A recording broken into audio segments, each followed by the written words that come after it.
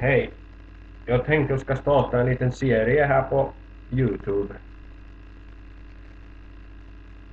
Vi kan väl kalla dem för Kosmos Akis små predikningar. Idéerna har taoismen och Konfucius och Lao Tzu som källa. Men själv är jag inte 100% taoist bara för det då, utan jag är en sorts kosmosfilosof kan man säga och naturalist. Men angående sanningshalt vill jag gärna konkurrera med kristenheten här i landet, Sverige. Den kristna kyrkorna och kristna präster och hela hierarkin för den delen. Men ni får se här som skoj och alternativ till kristenheten här i landet. Jag översätter, det här är min hemliga finska bibel. Men jag har gjort lite anteckningar själv och sen har jag lagt till saker själv. Men jag avslöjar inte vilket som är riktigt taoism och vad jag som har hittat på själv då. Men när jag läser och översätter här till svenska från finskan så jag läser direkt och sen översätter jag liksom instinktivt och så lägger jag till egna saker. Men som sagt var, jag avslöjar inte vad som är mitt eget påhitt och vad som är äkta taoism. Men idéerna liknar taoismen då. Och som sagt var, jag är inte 100% taoist bara för det. Man kan väl kalla mig för en kosmisk och komisk filosof och ja, smyg-taoist då.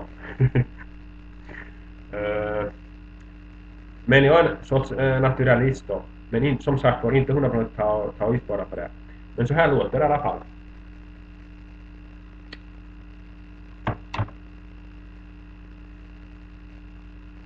Den mäktiga, alltidvarande, kosmiska superverklighetsterräng Tao flödar överallt.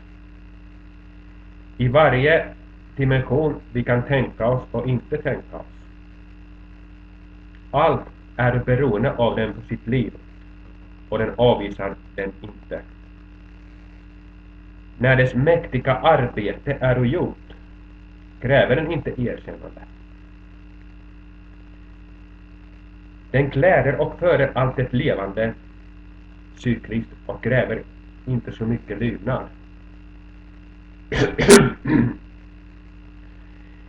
Eftersom den inte kräver så mycket för egen del kan ju en del av er tycka att den är av ringa betydelse.